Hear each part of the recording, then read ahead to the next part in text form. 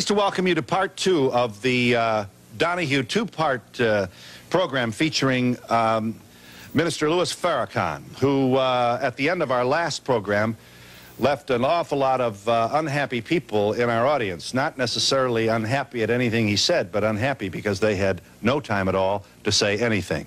So this is our attempt to give you an opportunity to express yourself and ask Minister Farrakhan to respond. Whom didn't we... Yes, yes.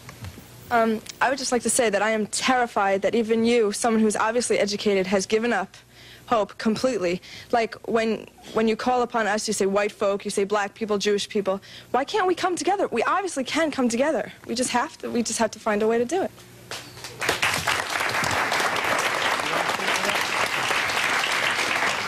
The desire is good, but the reality is the total opposite of your desire. And unfortunately, as a young lady, you are not in the position of power to make the decisions to make America work.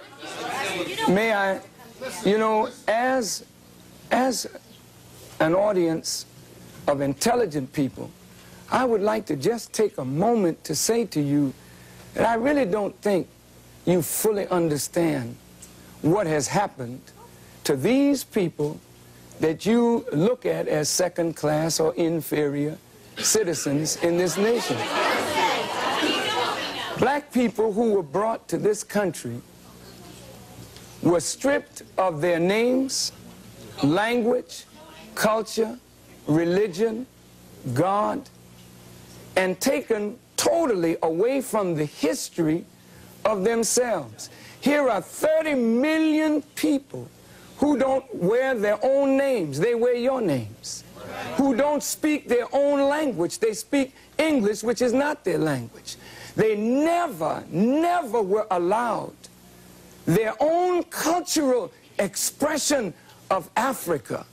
Don't you realize that when you turn a people upside down and inside out, then sell them not for a day, not for a year, but for 300 years, and deny us the human right to know, to read a book, to learn, to understand. And then after 300 years of that, you allow us into the church, but by that time, you've painted Jesus white, God white, the angels white, and then all these black people have been subjected to a form of white supremacy, which produces in the reverse a black inferiority.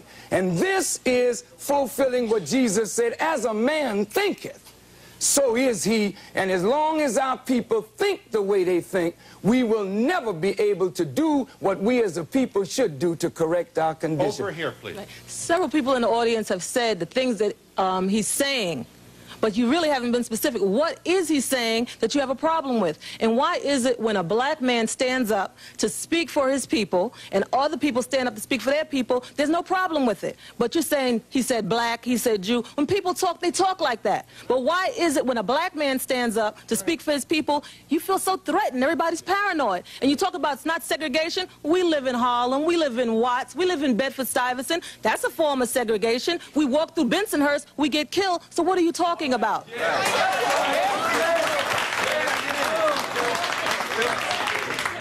What I'd like to say, there was somebody over there in the audience who said that they were afraid, they were scared when they were talking about what he was saying, you see.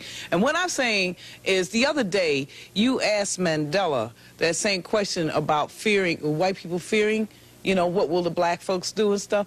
We should be running down the street screaming, ramping, and raving, because when you look at the statistics, who is the one dying?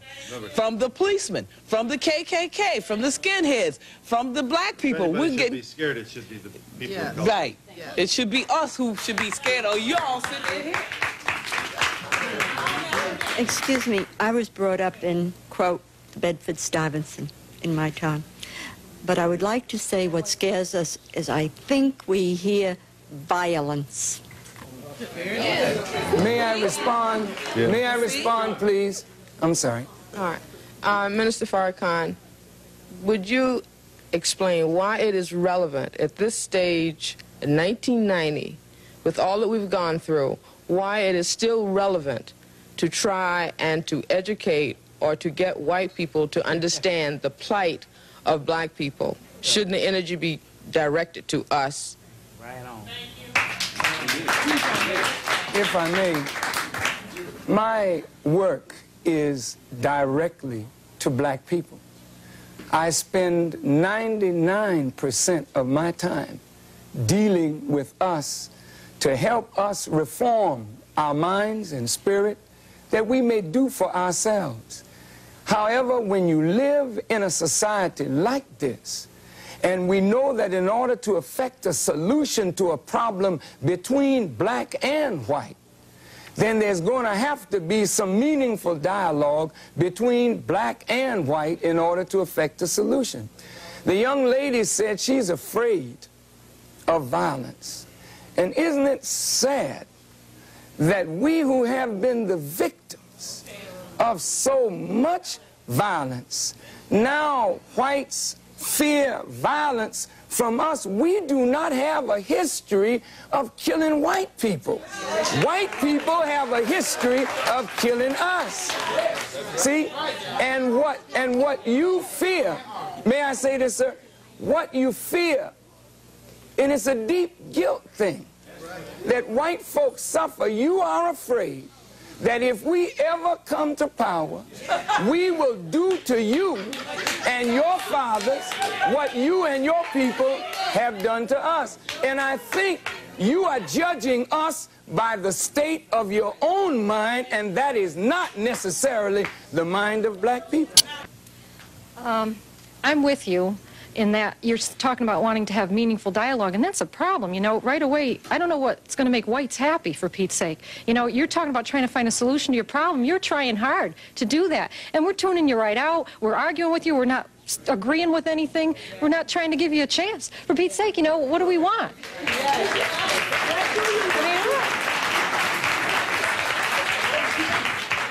Assalamu alaikum. Mr. Farrakhan, there's a situation now where 1 in 4 black males are in prison or in jail or in some type of probation situation, okay? When I look around, even myself being a black reporter, okay, and they talk about racism, of a black and white person go to the job, a black person is going to get the job, I never find that out. And we're in New York City with a black mayor, and I still haven't seen it. And when I see Minister Farrakhan, not only the brothers enlighten me, but he gives me hope to not give up, not go get a pistol and stick somebody up, okay? So when I see you, not only are you the light and the hope, but I think, white America, you need to listen. And please don't harm this brother, because we love him. Yeah. Hang on a minute. Yeah. Getting back to what she said, what exactly do we have a problem with? Before you made a statement, you said that I think that, well, not I, you said that white people think that you're inferior to us. I don't believe that. I'm part of the youth of America. I am not prejudiced. I feel more prejudiced right now than I've ever felt. Not against black, I am not prejudiced against black people. Some of my best friends are black people. I am, what's the problem with that? Yeah. You let him speak, let me speak. Yeah. You wanted to speak to this young woman? No, I don't want to speak. Who wants to talk to her? Yes. No, Yes. what do you mean you feel more prejudice right now? Because the way he's saying... Because what? What he's saying right now, I mean, I feel that you are prejudiced towards white people. Okay, but excuse me. I think it's like he said, it might be a fear or misunderstanding that you have, because what fear has he put, or what has he actually said here today that makes you feel prejudiced? I think that he said that we think that they're inferior. I think it's partly part of your own complex that you have to get over, because I don't feel you're inferior. I have nothing against black people. Let me answer her. This is the, excuse me, this is the situation. Every young white adult says, I have not done this to black people. I have not done that to black people. But your forefathers are the ones who have set us in the situation we are in. Now, what I'm saying is this. When Nat Turner stood up, you all rejected him. You killed him. When Marcus Garvey stood up, you all rejected him, enslaved him. He died a broken heart. Now, what I'm saying is this. Your fathers have put us in the condition we are in, and today you are profiting from what your forefathers have done. Now, my grandchildren are going to be raised, and your children are going to say to them, they have not done to them because you are the ones who have You are the ones who are going to do to my grandchildren what they're going to experience if the situation continues. Now, what I'm saying is this. When we talk about America falling, what we are saying is this. If you all want to control America, then we must have a land base that we control. You all cannot continue printing the dollar bill and then expect us to abide by your rules when you do not want to give us jobs. Therefore, I'm saying that we have now got to come into negotiations, and Minister Farrakhan is the man to listen to.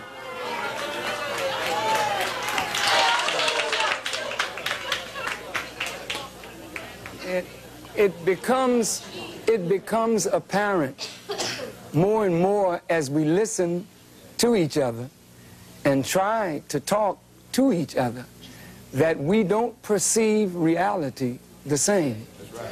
And as we're talking about either reconciling differences or separating, it becomes clear that if two people are looking at the same thing and perceiving it so differently, then the two people are operating under a different stimulus. And so when the young lady says, I am prejudiced, to be prejudiced means to judge before the fact. After 400 years of living and experiencing, we're not prejudiced. We are looking at the reality of what we have suffered and continue to suffer. Are you there? Yeah. Are you there, caller? Yes. Thank you for waiting. I'm sorry it took us a while to get you, but go ahead. I know you'll be brief. I'm a white American born into poverty, and I overcame it. You know, the opportunities are here in America, and why can't we just start now? We hear all this violence. Why can't we just talk in a positive way and go forward instead of remembering all these things that are in the past that are negative? They were not good for blacks, not good for white. Yes, Minister Farrakhan commenting. According to the State of Black America by the Urban League, if we started right now, they said, we could never close the gap to black poverty and white poverty. She said, let us start right now. Let's forget the past. Notice this. When Jewish people remember the Holocaust and want the world to remember the Holocaust. Wait. Why do you want the world to remember? Because if the world does not remember, it is likely to repeat itself. And Jewish persons who suffered from the Holocaust want the world to remember this because the world turned its back while Jews were put in ovens. I, as a black person, want my people to remember what we have suffered and what we continue to suffer so that we will say like the Jews, never again. Never again. Okay, I've been listening in this corner right here, and I've heard a whole lot of negative things from the white people here. When you are trying to explain yourself, the white people don't want to hear you explain yourself. They drown you out. They start already trying to drown you out and talk over you. There's a certain amount of white arrogance here, and they don't want to listen to what black people are saying. They don't understand because they don't want to understand. I've heard a woman here say, go back to Africa. Somebody said, we have a black holiday. What does that mean? So what does that mean? He did not say that. He said, if we have a choice, what some of us can go and some of us can stay. But there's no understanding in here. People are just trying to talk. To those arrogant persons, you know, when you tell us go back, please remember where you came from. And when you want to relegate somebody to a specific place, just remember what your origin is in this world. Please, I'm not trying to be disrespectful, but I want you to understand that you, wherever you are on the earth, you're not a native anywhere. You came there and took it from the native people who are there. So please don't talk about going back, because if others talk to you about that, where would you go?